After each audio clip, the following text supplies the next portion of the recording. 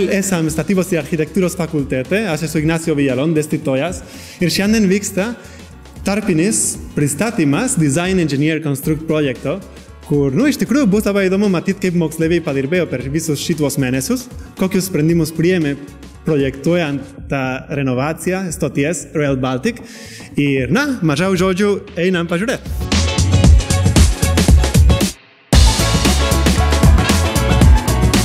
Gerai, čia esam su Andrium Giurelioniu, statybos ir architektūros fakulteto dekanu.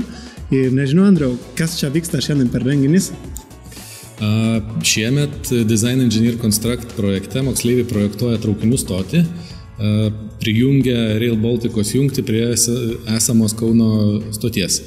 Tai šiandien mes tiesiog stebim, kaip jiem pasisekė padirbėti per pirmą pusmetį, jie kūrėsi savo jau projektų idėjas ir pristato mum. O pas mus atvyksta svečiai iš įmonių, iš verslo partnerių ir mes bandom jiem patarti. Žinoma, ir mūsų studentai prisideda. Visi bandom jiem patarti, kad jų projektai kuo sėkmingesni būtų. O kokie įspūdžiai pamatė visus darbus ir panašiai? Man puikus įspūdžiai, kaip visada. Ta prasme, tai yra žmonės, kurie daugelis pirmą kartą kažką projektuoja apskritai ir suprojektuoti stoti.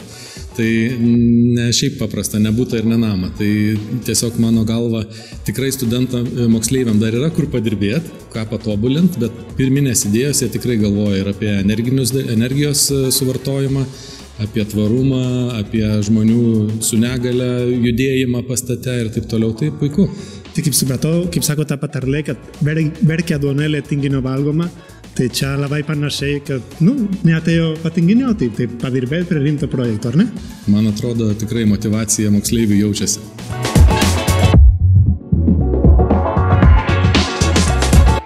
Matot, vyksta komandų pristatymai ir iš tikrųjų vienos komandos pristato ekspertų komandoms savo darbus. Ekspertus sudaro ir specialistai, statybos, geležinkelių ir panašiai, ir kitos moksleivio komandos, kurios pateikia savo mintis. Einam pažiūrėti, žiūrėkit, kaip pristato savo darbus.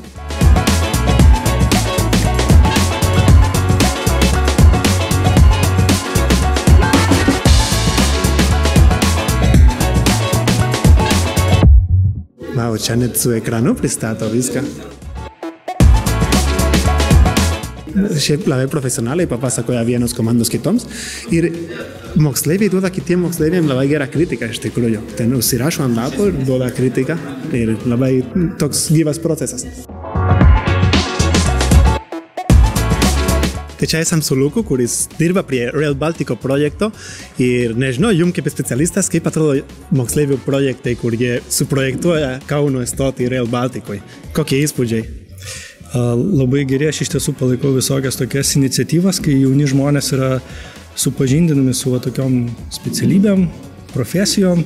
Jie yra nuo mažų dienų pradedamas tas mentorystė, mokymas, edukacija, įtraukimas ir dalyvavimas tokiuose projektuose. Jie tada įgauna tokių praktinių žinių, vyresnioji karta dalinasi su jaunesniais, turi galimybę pamatyti, kaip yra projektuojami svarbus objektai, šiuo atveju kaip Kauno keleivių geležinkelio stotis. Tai aš manau, čia labai gera patirtis moksleiviams, juos sudominti ateities profesiją ir kita vertus gera proga ir vyresniai kartai pasidalinti tą patirtį su jaunesniaisiais. Labai džiaugiuosi, man patinka rezultatas, patinka kaip žmonės pristato, tarkim, suprantama, pagal savo amžių galbūt ten yra detalės, kurie ir negali žinoti, bet iš principo tai labai gerai, kad vyksta. Ar jų projektai būtų galima projektus įgyvendinti, ar kaip kitaip mąsto moksleiviai negu profesionaliai? Ar išradingiau, arba dar kitaip? Taip, moksleiviai jie galbūt labiau kūrybingiškesni, bet kai kalbam apie tokius infrastruktūros projektus kaip stotis, tai čia suprantama, jaunas amžius ir dar žinių trūkumas. Tai jie mažiau gal kreipia dėmesį į tuos tokius techninius, funkcionalius dalykus, į kurios architektai atkreipia, inžinieriai atkreipia, jie labiau į tokias gražias idėjas, vizualizaciją, kaip kažką gražiai pateikti, kaip čia patogumą kažkokią sukurti. Tai yra tas skirtumas, bet čia vėlgi dėl amžiaus ir žinoma žinių skirtumų. Ir aš manau, per tokius renginius, juos sudominant, ugdant, jie paskui užaugtų labai stiprų specialistai. Gerai, tai čia esam dabar su Mantu iš Inhus, kuris yra konstrukcijų projektavimo įmonės.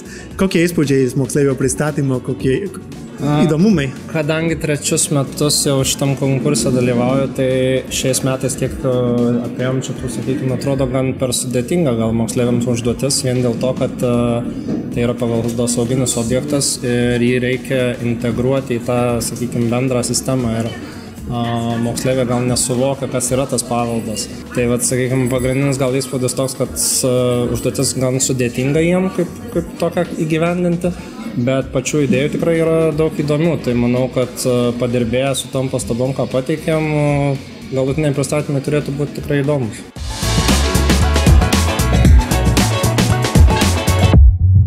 Kokie įspūdžiai pristatant savo darbą kitiems? Ar gavot daug pastabų? Ar nusivylė, ar nenusivylė, ar kaip?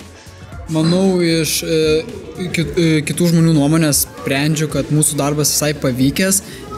Aišku, yra daug detalių, kurias galima patobulinti. Ką supratot, kad dabar pakoreguosit kitaip savo sprendimuose? Manau, pačią pastato formą pakeisim, pastato erdvės pakeisim truputėlį ir aplinkoje įvairių detalių pridėsim. Supratau, per visą šitą pusmetį, kas buvo sunkiausia dirbant prie projekto?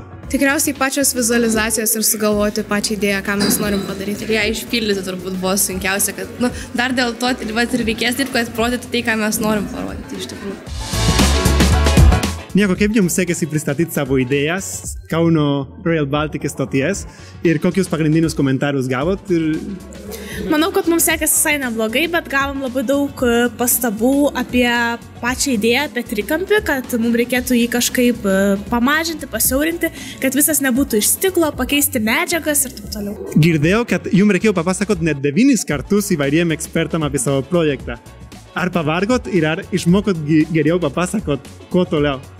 Taigi, nuovargis tikrai jautėsi, tai labai greitai viskas įdėjęs, tai nebuvo gal to laiko taip truputį atgauti to kvapo, o šiaip tai dėl teksto, tai po 2 kartų jau visas tekstas mintinai, tai šiaip tai gerai viskas buvo. Po šį pusmetį, kuris buvo pagrindinis jūsų iššūkis, sunkumas? Tai, manau, didžiausias sunkumas buvo tie 2D, 3D, vat man pirmas kartas buvo su tom programom dirbti ir aš visiškai patirties neturėjau, visiškai naujas dalykas ir iš tikrųjų sunku buvo. Supratau, darbas komandoje kaip sekėsi? Ar buvo irgi tokių keblumų, iššūkių? Tai manau, draugės esam pažįstamos jau pakankamai ilgai, tai kaip ir susitardom, susirinkdom, tai viskas kaip sklandžiai vyko. Gerai, tai kuris jūsų komandos pavadinimas ir šūkis? Luks. Šūkio nėra. Nėra, supratau, gerai. Bet galit sugalvot, ne? Galim.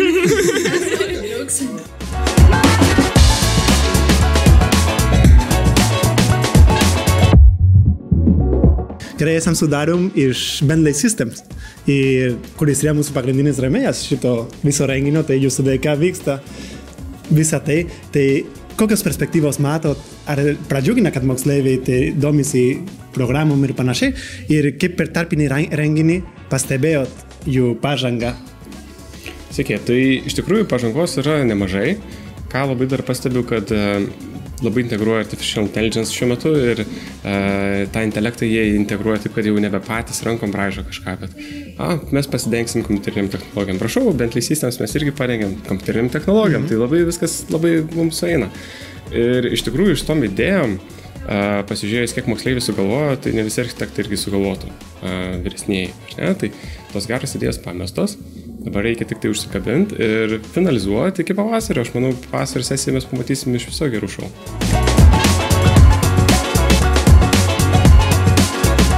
Gerai, čia esam su Mantu iš Alytaus Putinų gimnazijos ir iš tikrųjų atvažiavo nemažas būrys jų moksleivių. Tai kaip jums sekėsi jūsų moksleiviam dirbti šį pusmetį? Na, kaip pats paminėjai, kad tai yra nemažas būrys, tai iš tikrųjų labai įvairiai sekėsi. Vieniems sekėsi procesas labai sklandžiai, komandos dirbo darniai, kitose komandose visokių buvo trinties ir taip toliau visokiausių. Kaip sakyt, kaip ir gyvenimas, taip ir šitas procesas vyko organiškai. O dabar, kai vyksta tarpinis renginys ir jūsų moksleiviai gali pamatyti, ką padarė kiti moksleiviai, kaip manot, kokius įspūdžius pasisems Ir ar tai bus tikrai geras kaip vėl naujas startas? Tai aš net nebejoju, kad šitas susitikimas su kolegomis, jaunaisiais kolegomis iš kitų miestų, jisai duos impulsą ir tas jūsų pasiūlytas principas, kad 9 kartus papasakok, tai toks kaip 9 kartus matuok ir 10 kartą pjauk gaunasi pagal lietuvišką patarlę. Tai žodžiu, jie 9 kartus save pasibando ir dabar tas 10 kartas bus pateiks gegužės kažkelinta. 16.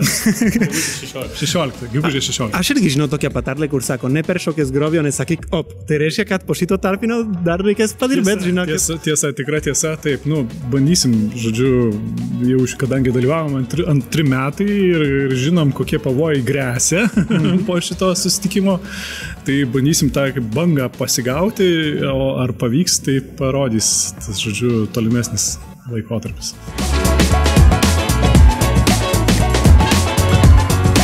Dabar, kadangi yra žiema ir yra tokie orai, turim Kauno Saulės gimnazijos žmonės, kur mus apšvies truputėlį savo projektais. Tai kaip jums sekėsi pristatyti? Na, šiek tiek, aišku, buvo nervų, labai bijojame, bet dabar kuo toliau, to viskas lengviau ir geriau. Supratau. Kaip jums sekėsi dirbti komandoj? Komandai dirbti tikrai buvo nelengva, kadangi aš dalyvauju 2 metus, o visi komandos nariai dalyvauja 1 metus, tai reikia padėti jiem labiau, bet sutariam.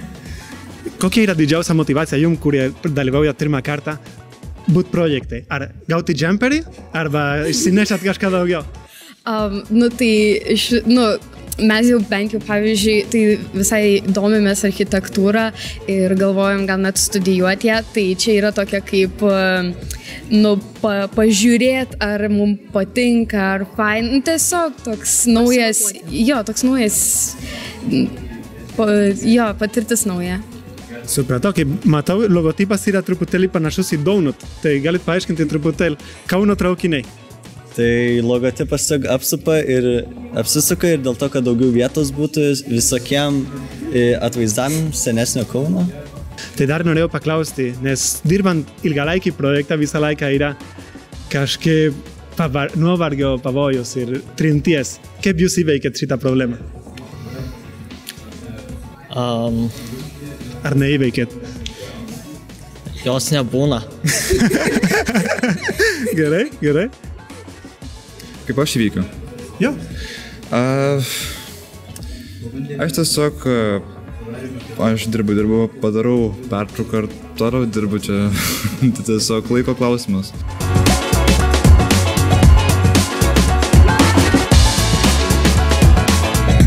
Čia esam su komanda iš Vilniaus Žemynos gimnazijos, tai nieko. Kaip jums sekėsi pristatyti savo darbą? Visai neblogai, realiai. Kiek biški nervuojamės, bet kaip ir įseisim.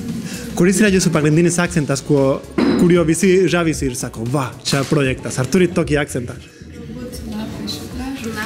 Lapai iš vitražo. Lapai iš vitražo? O kaip sugalvojot šitą?